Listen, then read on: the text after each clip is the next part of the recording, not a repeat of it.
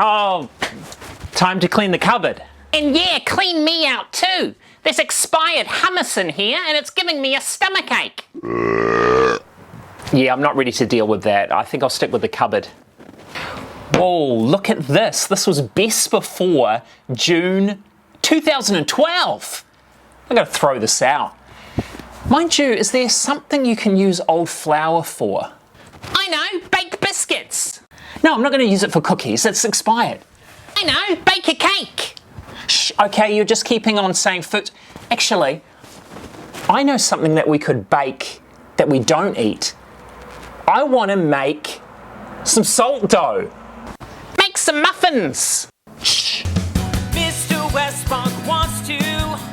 Mr. Wesbonk wants to. Okay, so salt dough. Right, these not made for my height. As you can see, this is not my usual kitchen. It's a lot more spacious, a lot more modern. It's going to be better for what I'm doing today. So I don't have fridge with me, which is going to save my nerves a little. I have this gentleman here. It is Omega, and as you can see, he's a little bit more upmarket and contemporary than fridge. Detecting language preference. You are Kiwi. Therefore, hello, g'day, kia ora. Kia ora. Well done, Omega. So, Omega, today we're going to be making salt dough. Searching for salt dough recipes. You will need 2 cups of flour, 1 cup of Perfect, salt, I've got all that stuff, and thank 1 you. cup. So we're going to open up this expired flour and hopefully it doesn't puff into my face the last 10 years of sitting in the cupboard. Oh, yikes, I'm glad we're not eating that. 1 cup of flour. Level it off at the top there with a bit of a shake. And 2 cups. 1 cup of salt. I don't think I've ever measured out a full cup of salt before. I mean, when would you ever need so much seasoning? The saltiest fast food in America is Pizza Hut's Meat Lovers Pan-Normous Pizza. It contains 3,670 milligrams of salt, which means 1 cup could make 30 Pan-Normous pizzas. That's fascinating, Mega. Interesting. Okay, so we're going to put the cup of salt in there. That looks fairly pleasant. It's not exactly a rainbow wonderland. We've got white on white. Now, I've been told that you don't want to just dump the water in there. You want to put it in incrementally, which means just bit by bit. Maybe a little teaspoon here. So I've got a little half teaspoon and then just feed it in like I'm a woman at the river bringing water for her. Oh, I think I'm being way too conservative here. It'd probably get more moisture in there if I was to spit or sneeze. So I'll be a little bit more adventurous, but just kind of ease that in there and start the process of mixing that water in there. That obviously there's heaps more solid than liquid. So I think I can ease a little bit more in there. Okay, so I've emptied in the rest of the... Now my spoon is under great pressure. I don't think it was made for this kind of abuse. It's starting to bend.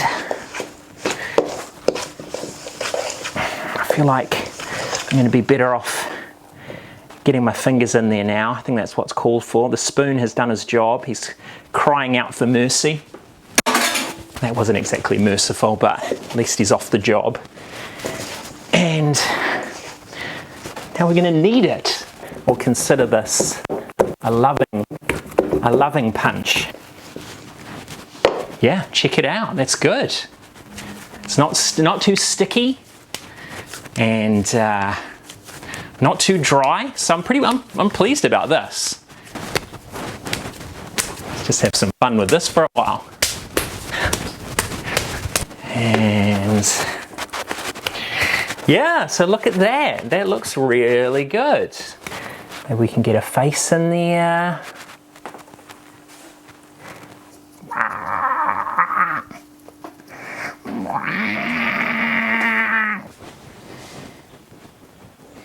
I'm slowly dying. We've got the salt dough here. We're trying to craft it into the shape of a doughy dog. So I've got the base of the head there. And yeah, if it was facing me, then I would probably have the snout kind of in that area there. I think water, yeah, I recommend the water actually. I've put some water on my fingertip. So we could get a tongue in there, and you know, you got to be careful with the sizes. Like you play around with the sizes and you think to yourself, no. And now he's Paddington Bear, that's right. What are we going to do for the eyes? Are they going to be bulging out of his... Are they going to be bulging out of his head? Is one going to be bigger than the other?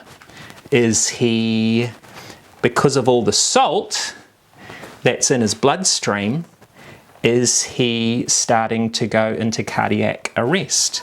Yeah, he kind of looks very dry in the lips, but you know, once again, he's got a lot of salt in his bloodstream, so it's not surprising that his lips would be chapped. Two doughy dogs there. So we've got this guy here is, you know, a little bit more aggressive, and this guy's kind of doughy and dopey. So we've got the oven on over here at 190 degrees, and apparently they need to stay in there for about 2 hours. So I'm going to slip that in there. All right, so there we go. My doggies have come out of the doggy sauna, out of the oven, and you know, they didn't actually need 2 hours. It was more like 1.5, because they are nice and solid and robust now. So pretty happy with that. And oh, bad dog. Oh, not house trained, obviously. That doesn't make sense.